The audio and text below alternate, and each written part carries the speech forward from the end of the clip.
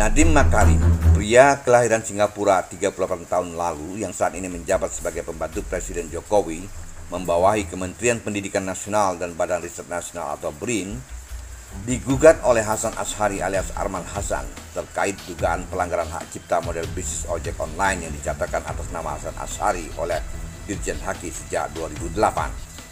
Perkara yang didaftarkan pada tanggal 31 Desember 2021 oleh tim kuasa hukum penggugat Rohmani dan kawan-kawan itu hingga saat ini sudah memasuki sidang keempat, yakni pembacaan duplik oleh kuasa hukum tergugat 1 dan 2 masing-masing PT Akap, selanjutnya diubah menjadi PT Gojek Tokopedia, dan Nadiem Makarim selaku pendiri Gojek. Dalam dupliknya setebal 26 halaman yang ditandatangani oleh tim kuasa hukum tergugat dari kantor advokat K dan K, yaitu Adrian Lutfi, Elsiana Indra, dan Lazuardi Kusuma Wijaya, dan disampaikan dalam sidang tanggal 24 Maret 2022 lalu, antara lain menegaskan bahwa gugatan pihak Hasan Asyhari alias Arman Hasan sama sekali bersifat spekulatif, mengada-ada, dan beritikat tidak baik. Sebagai contoh, pihak kuasa tergugat dalam dupliknya menyebut tuntutan ganti rugi royalti yang tidak jelas rinciannya dan dasar hukumnya. Selain itu, pihak tergugat juga merasa keberatan atas sikap hakim memberi izin kuasa penggugat melakukan renvoy atau perubahan atas sebagian dari materi gugatan sebelum diserahkan ke majelis hakim. Adapun perubahan itu antara lain menyangkut soal nama perusahaan PT Akap yang diubah menjadi PT Gojek Tokopedia. Pihak tergugat secara keseluruhan meminta majelis hakim menolak semua gugatan Hasan Asyhari atas klien mereka. Sementara dari pihak kuasa hukum penggugat yang diwakili oleh ketua tim Rohmani menyebut bahwa pihaknya siap untuk menyampaikan saksi-saksi dan barang bukti ke sidang pada tanggal 7 April 2022 mendatang. Duplik untuk selanjutnya sidang adalah bukti surat. Gimana tanggapan abang dengan kalau saya lihat duplik itu sih pengulangan aja ya, pengulangan daripada jawaban.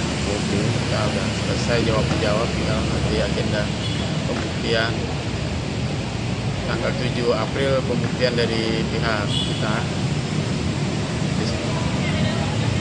Apa aja bang nanti berkaitan untuk pembuktian? Ya kalau kita pembuktian pertama mengenai pencatatan sertifikat pencatatan hak cipta milik Arman Hasan, ada 5 catatan, kemudian liputan media pengumuman pada tahun 2008 dan bukti-bukti lain untuk termasuk saksi-saksi.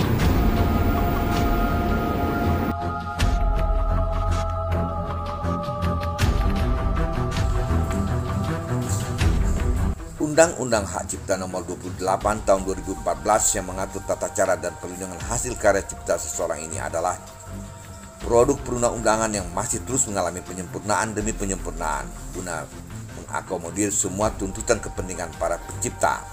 Hal tersebut sekaligus akan meningkatkan motivasi warga masyarakat dalam berinovasi dan berkarya.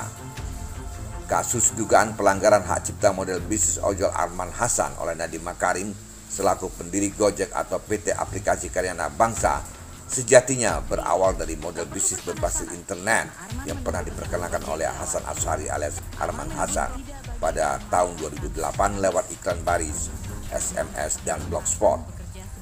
Kreasi Arman Hasan dengan temuan ojolnya ini sempat mengundang keingintahuan media pada waktu itu, sehingga banyak media massa baik dari dalam dan luar negeri meliput ojol Arman Hasan.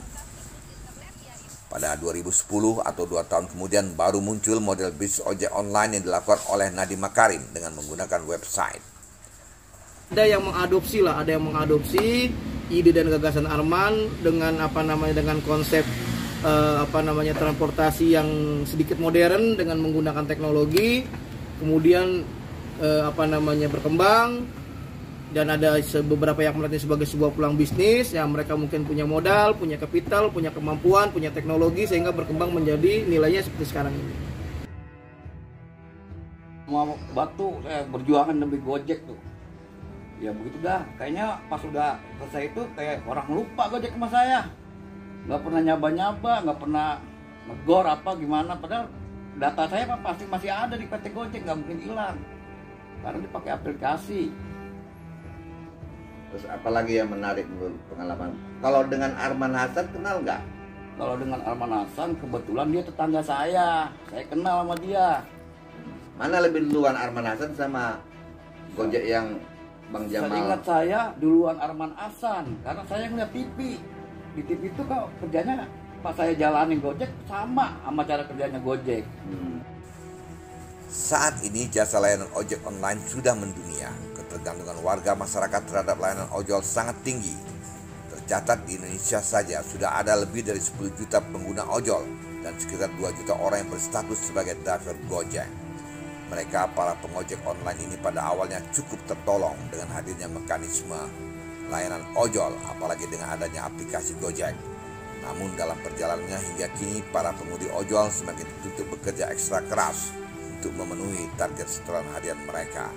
Driver seperti itu kan, dulu kita kan sejahtera seperti itu, banting tulang ya kan. Di lapangan juga kita tahu lah berita-berita di TV-TV itu Gojek sering bermasalah gitu kan. Itu harapannya ya sejahterakan aja seperti dulu, bonus-bonus dikeluarin. Sekarang kan bonus sama sekali nggak ada, Pak. Untuk saat ini sih sekarang saya bilang memberatkan karena dari penghasilan driver sekarang jauh menurun gitu. Yang ibaratnya dulu bisa kita dapat 300-500, sekarang aja itu untuk nyari 200-100 itu agak susah. Posisi teman-teman itu sekarang lebih kepada apa? Lebih banyak yang terjebak ya dalam ekosistem gitu loh. Karena ketika mereka melihat ini dulu di awal-awal ini, wah ini prospeknya sangat cerah, bisnis sangat bagus, satu hari bisa sekian ratus ribu ya kan. Sehingga teman-teman rame-rame lah menginvestasikan modal. Dia ambil mobil, ambil motor, kemudian dia ikutan narik lah. Tapi perkembangan waktu ke waktu kan ternyata ini tidak seindah yang mereka bayangkan gitu loh. Sehingga dengan makin banyaknya driver yang bergabung, otomatis kan demandnya makin berkurang. Akhirnya ya teman-teman makanya pas-pasan. Sekarang mau dilakonin juga gimana, nggak dilakonin juga seperti apa kan gitu. Mereka tidak hanya dituntut untuk menyediakan kewajiban cicilan kendaraan bermotor setiap bulan. Potongan wajib yang harus disisihkan ke Gojek atau PT Akap atau sekarang menjadi PT Gojek Tokopedia ini sudah semakin meningkat. Jumlahnya pun mencapai 20% dari setiap setoran. Jika dikalikan rata-rata dengan jumlah pengemudi ojol aktif saat ini yang jumlahnya sekitar 2 juta orang, bisa diperkirakan total pendapatan Gojek dari pengemudi ojol jika dirata-ratakan Rp20.000 per hari per pengemudi dikali 2 juta pengemudi akan setara dengan Rp40 miliar sehari atau setara dengan Rp1,2 triliun per bulan. Masuk di akal jika dalam persiapan IPO PT GoTo sebagaimana mengutip Kompas 23 Maret diberitakan bahwa sebelum bergabung dengan Tokopedia, penghasilan Gojek per September tahun 2021 sebesar Rp2,3 triliun. Pertanyaan kita selanjutnya, apakah tim kuasa hukum penggugat bisa meyakinkan majelis hakim bahwa Nadiem Makarim memang terbukti melanggar hak cipta Arman? Atau sebaliknya, bisakah Nadiem membuktikan dirinya tidak melanggar model bisnis ojek online milik Arman Hasan alias Hasan Asy'ari? Mari kita tunggu hasil sidang di Pengadilan Negeri Kelas 1A Jakarta Pusat.